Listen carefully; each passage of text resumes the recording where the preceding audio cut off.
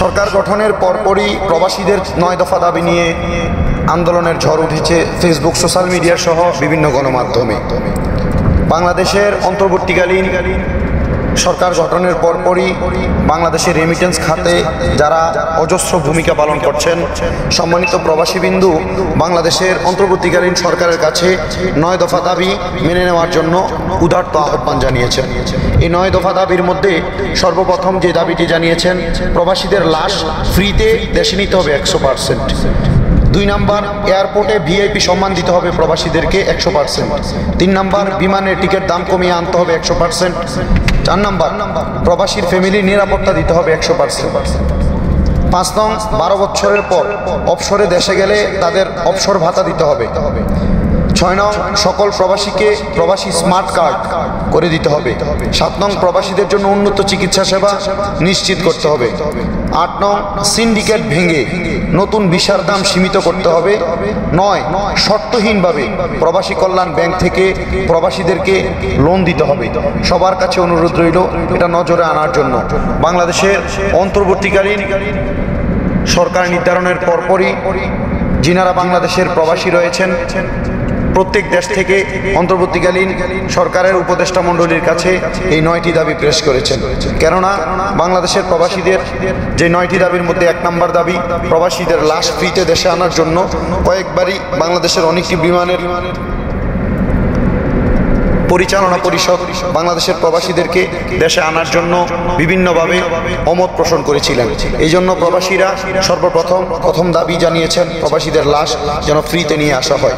প্রবাসীদের দ্বিতীয় দাবি ভ্রুক্ষেপ। প্রথম, প্রবাসীরা ভিআইপি সম্মান কামনা করেছেন 2 নম্বরে। কেননা প্রবাসীরা বিদেশ থেকে দেশে আসার পরপরই প্রবাসীদের যত মালামাল রয়েছে প্রত্যেকটি মালামালের উপর আঘাত হানা হয় এবং প্রত্যেকটি মালামালের ব্যাগেজ এবং লাগেজ এগুলোর উপর কাটাকাটি ছুরি চালানো হয় এবং এদের মাল বের করে নেওয়া হতো। এজন্য প্রবাসীদেরকে ভিআইপি সম্মান দিয়ে সুন্দর আচরণের মাধ্যমে প্রবাসীদেরকে বাংলাদেশে অ্যাকসেপ্ট করে নেওয়ার জন্য, গ্রহণ করে নেওয়ার জন্য 100% দাবি জানিয়েছেন প্রবাসীরা। তৃতীয়ত, প্রবাসীরা দেশে আসা যাওয়ার জন্য বিমানের যে টিকিটের দাম নির্ধারণ করার জন্য সর্বনিম্ন কমে টিকিট দেওয়ার জন্য প্রবাসীদের আবদার 100%। কেননা প্রবাসীরা বিদেশ যাওয়ার পূর্ব মুহূর্তে যখন তাদের টিকিট সার্চ করা হয়, প্রথমেই তাদের টিকিট নেই বলে সোশ্যাল মিডিয়ার অথবা টিকিটের বিভিন্ন কাউন্টারের মধ্যে লস দেখানো হয়।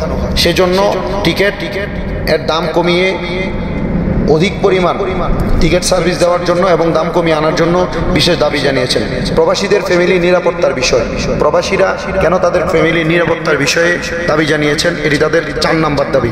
কেননা প্রবাসীরা বিদেশ থাকার কারণে তাদের ফ্যামিলির উপর বিভিন্ন অত্যাচার অনাচারের জন্য প্রবাসীরা 4র্থ নম্বর যে দাবিটি জানিয়েছেন সেই দাবি। 12 বছর প্রবাস জীবন কাটানোর পর প্রবাসীদেরকে অবসর ভাতা দেওয়ার জন্য প্রবাসীরা দাবি জানিয়েছেন। কেননা 1 বছর থেকে 12 বছর পর্যন্ত বিদেশ যাপন করার পর প্রবাসীরা তাদের বয়স যখন অতি ভারী হয়ে যায় তখন তারা দেশে আসার পর তাদের একটি উচ্চ মর্যাদা সম্পন্ন অবসর ভাতা কামনা করেছেন। 6 নং, প্রবাসীদের স্মার্ট কার্ড করে দেওয়ার জন্য তারা এই দাবি জানিয়েছেন 6 নম্বরে। কেননা প্রবাসীদের স্মার্ট কার্ডের কারণে যখন যে কোনো জায়গায় প্রবাসী হিসেবে তাদের পরিচয় দেওয়ার কারণে যেন তারা বিভিন্ন সুযোগ সুবিধা অর্জন করে নিতে পারে, সেই ব্যবস্থার জন্য তারা স্মার্ট কার্ড দাবি করেছেন। 7 নং, প্রবাসীদের জন্য উন্নত চিকিৎসা সেবা। প্রবাসীরা দেশে আসা এবং দেশ থেকে যাওয়ার সময় প্রবাসীদের পরিবার সহ প্রত্যেকের জন্য উন্নত চিকিৎসা সেবা কামনা করেছেন প্রত্যেক প্রবাসী। সিন্ডিকেট ভেঙে প্রবাসীদের ভিসার দাম সীমিত করতে হবে। প্রবাসীদের বিভিন্ন ভিসার বিভিন্ন দাম এবং কুচক্রি মহলের মাধ্যমে ভিসার অনেক দাম হয়ে থাকে, সেই জন্য সকল সিন্ডিকেট ভেঙে দিয়ে নতুন ভিসার মাধ্যমে প্রবাসীদের সেই সিন্ডিকেট ভেঙে ভিসার দাম কমিয়ে আনার জন্য প্রবাসীরা সে আবেদন জানিয়েছেন। দ্বিতীয়ত, শর্তবিহীন প্রবাসী কল্যাণ ব্যাংক থেকে প্রবাসীদেরকে লোন দিতে হবে।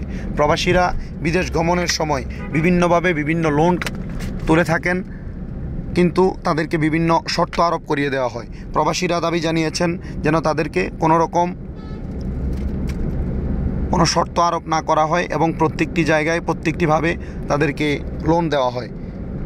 প্রবাসীদের এই 9টি দাবি প্রিয় বাংলাদেশ নামক একটি ফেসবুক গ্রুপ স্বপ্নের ফেরিওয়ালা পোস্ট করেছেন।